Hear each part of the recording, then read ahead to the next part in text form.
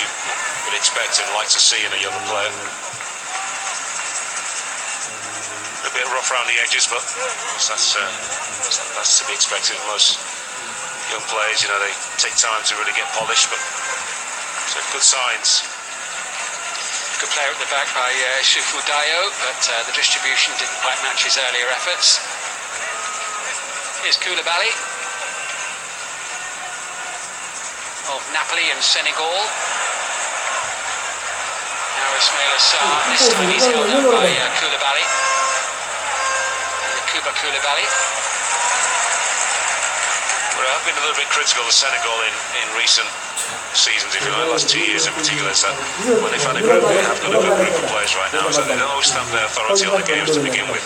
That was very evident last time I saw them play against South Africa in Polokwane back in November of last year, where they were tepid would be a word to describe them first. So they started to play when they had the goal behind.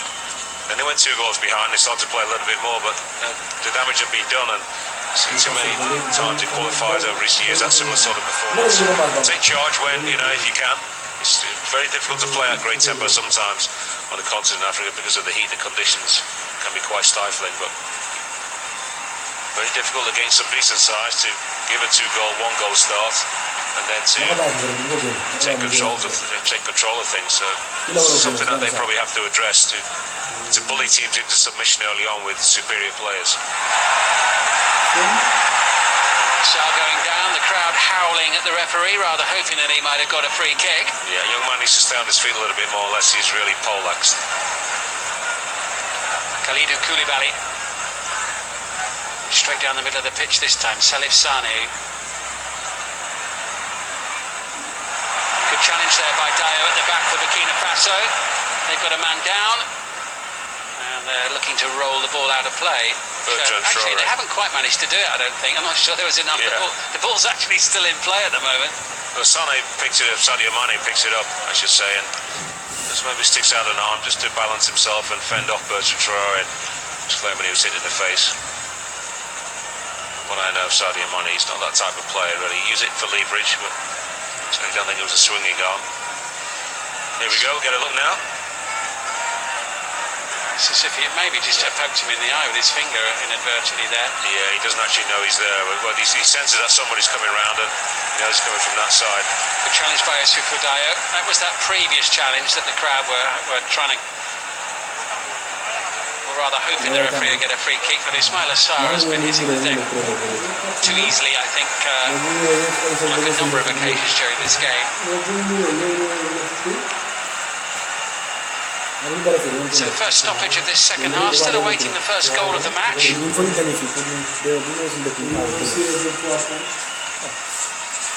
Burkina Faso aiming to reach the World Cup finals for what would be the very first time in their history. Their best ever performance up to now was when they reached the final of the Africa Cup of Nations in 2013. They were beaten 1-0 by Nigeria. That was the tournament that Evan was referring to a few minutes ago. They were third this year, and they also finished fourth back in 1998 when they hosted the tournaments as well. So got a decent record within their own continent, but never managed to have the opportunity to perform on the biggest international stage of all of the World Cup finals. At the moment they're leading the group, but plenty of football still to be played to determine which one of the 4 teams from Group C make it through to Russia next summer. Yeah, they've been quite consistent over the last 5 years. Probably 2 or 3 players short of being a real force on the continent. That's probably a little bit harsh on them. They've held. Good save. The fact they saved from Earth Coffey was absolutely world class. Point blank from Moussa Sow.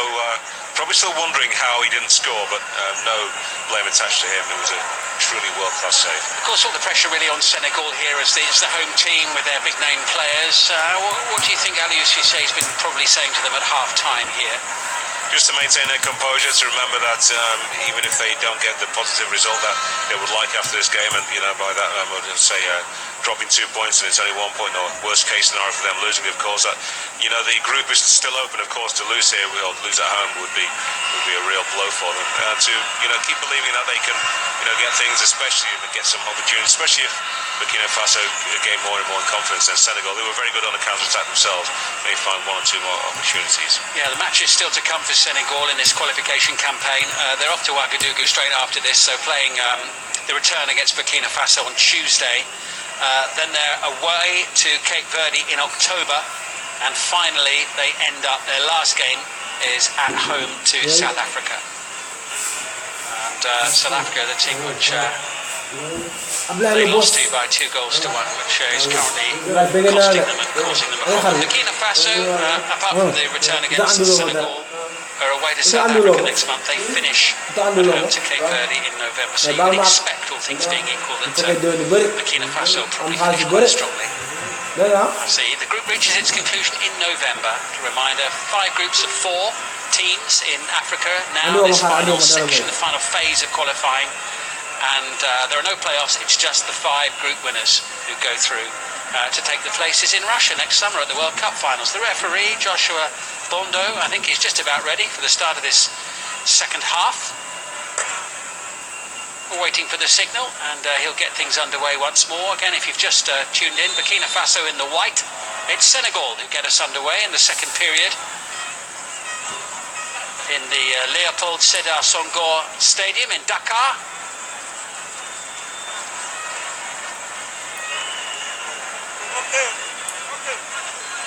And after a bitty opening 20 minutes or so, it certainly opened up a little bit the longer the first half went on. Okay,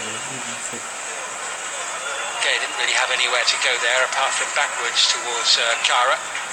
Now, if we do get a similar opening period to the second half as we did with the first, let's hope that the players, both sets of players, actually keep believing that victory is the way forward to take real firm control of this group. So either side in such a strong position going to Burkina Faso, the return match in a couple of days' time. Yeah, this is the only match being played in Group C tonight. The other 2 teams played last night. Cape Verde stunning South Africa by beating Bafana by 2 goals to 1. Sadio Mane. Some support over on the far side from Saliou Cissé. Marlowe a little unhappy with the close attentions of his opponent there. Patrick Marlowe, by the way, coming off the bench during the first half. It was just clipped on the top of his foot, wasn't he? Nothing more than that.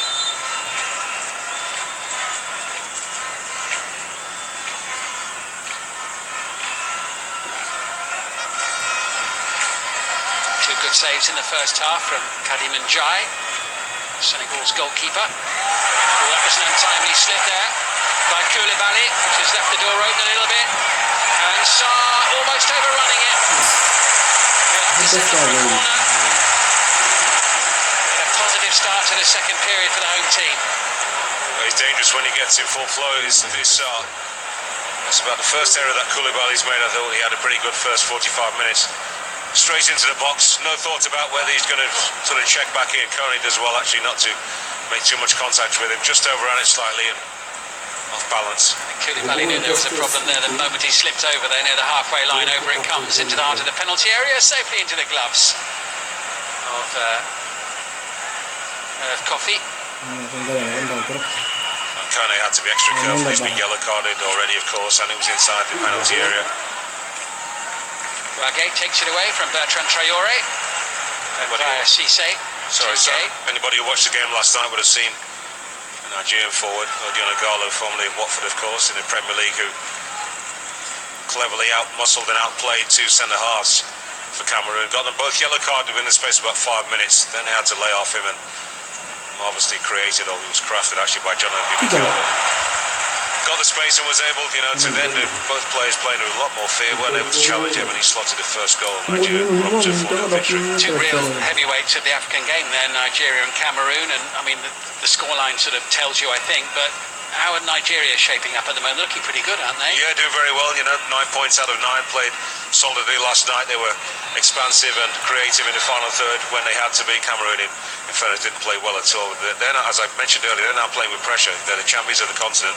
Everybody now expects them to be successful and to put in the kind of performances that they did, 15, 20 years ago. They don't have that quality of player, so it's going to be a difficult next few months for them. Because you'd say for the most part in recent years, Nigeria have massively underperformed as a nation, haven't they? Yeah, the continent, never mind in world terms. Yes, that's true. World Cup qualification has been almost taken as a given in the last few tournaments, but the Cup of Nations level, of course, we were champions a few years back. But it's been a bit hit and miss, though, isn't it? Yeah, Cup of Nations. In recent years, you say there was that one win recently, but a few disappointing tournaments in there as well. A nation, of course, with so much footballing talent and so much talent to choose from as well.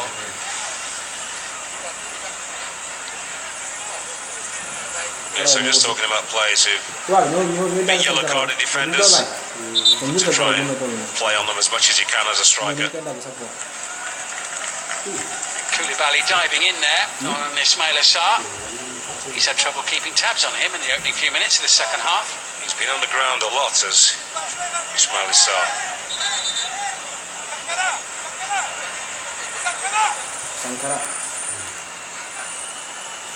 He's quick and direct, and he's actually playing with no fear. I can get a yellow card in Sankara. He actually played it, looks like it almost caught the referee. Brigitte Nkulma there was very reluctant to step back away from the ball. And once more, Yannis Sankara will take this kick. One or two of them have been overhit. And this one's found the head of one of his teammates, but no threat on this occasion to Kofi's goal. Salif Sane, I think, who got his head to it. That was a bad delivery, but he's really going to score from that distance with not a great amount of pace on it. Had to be second phase, had it ready to be the goalkeeper.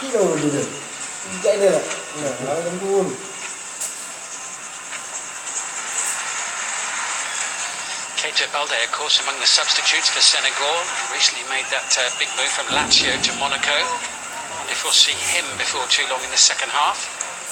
WCC wants to try and change the course of this one, give them a little added impetus.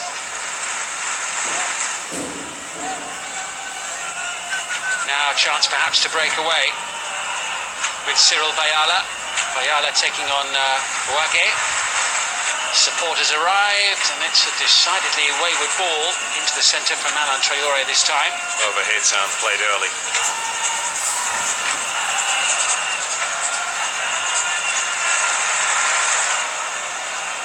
Long one forward there from Saliou Cissé, long old chase for Sadio Mane.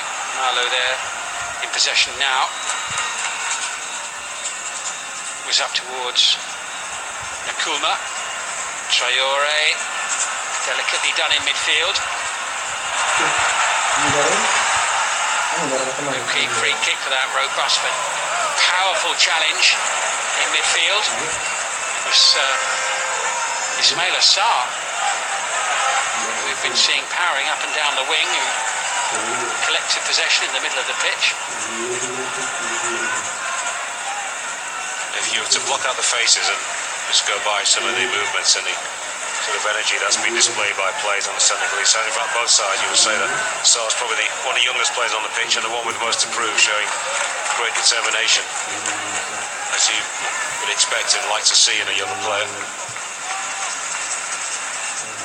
A bit rough around the edges, but that's to be expected of most young players. You know, they take time to really get polished, but so good signs. Good player at the back by Issoufou Dayo, but the distribution didn't quite match his earlier efforts. Here's Koulibaly of Napoli and Senegal. Now Ismail Assar, this time he's held up by Koulibaly. Koulibaly. Well, I've been a little bit critical of Senegal in recent seasons, if you like, the last 2 years in particular, is that when they've had a group, they have got a good group of players right now, so they don't always stamp their authority on the games to begin with. That was very evident last time I saw them play against South Africa in Polokwane back in November of last year, where they were tepid would be a word to describe them first. So they started to play when they had the goal behind. Then they went 2 goals behind, they started to play a little bit more, but the damage had been done, and Seen too many times in qualifiers over recent years that similar sort of performance. Take charge when, if you can. It's very difficult to play at great tempo sometimes on the continent of Africa because of the heat. The conditions can be quite stifling, but very difficult against some decent sides to give a 2-goal, 1-goal start and then to take control of things. So it's something that they probably have to address to bully teams into submission early on with superior players. Sal going down, the crowd howling at the referee, rather hoping that he might have got a free kick. Yeah, young man needs to stay on his feet a little bit more, unless he's really poleaxed. Kalidou Koulibaly. Straight down the middle of the pitch this time, Salif Sane. Good challenge there by Dayo at the back for Burkina Faso. They've got a man down, and they're looking to roll the ball out of play. Actually, they haven't quite managed to do it, I don't think. I'm not sure there was enough. Yeah. The ball's actually still in play at the moment. Well, Sane picked it up, Sadio Mane picks it up, I should say, and just maybe sticks out an arm just to balance himself and fend off Bertrand Traoré, just claiming he was hit in the face. What I know of Sadio Mane, he's not that type of player, really. Use it for leverage, but I don't think it was a swinging arm. Here we go, get a look now. It's as if he maybe just poked him in the eye with his finger inadvertently there. Yeah, he doesn't actually know he's there. Well, he senses that somebody's coming around and he knows he's coming from that side. Good challenge by Youssoufou Dayo. That was that previous challenge that the crowd were trying to, or rather hoping the referee would get a free kick, but Ismaila Sarr has been hitting the deck too easily, I think, on a number of occasions during this game. So first stoppage of this second half, still awaiting the first goal of the match.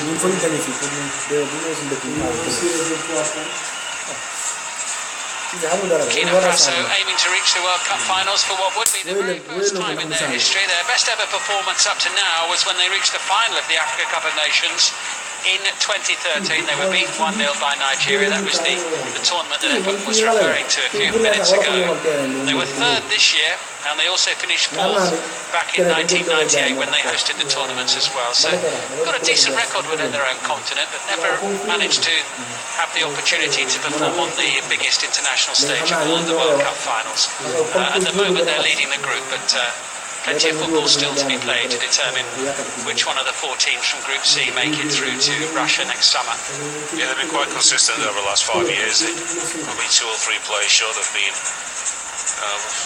a real force on the continent. That's probably a little bit harsh on them. They've held and beaten some good sides in recent years.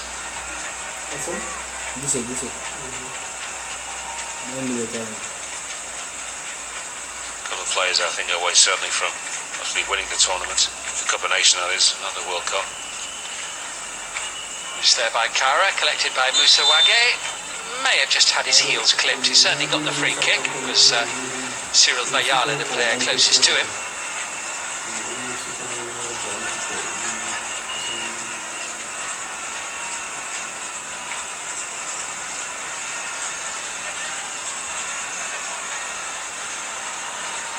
Played for the thick end of an hour here now.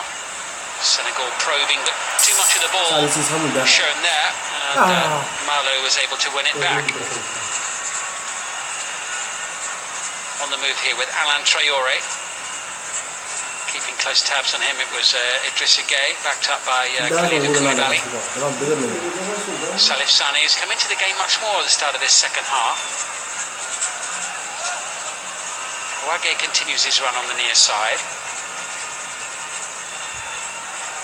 Here's Sane.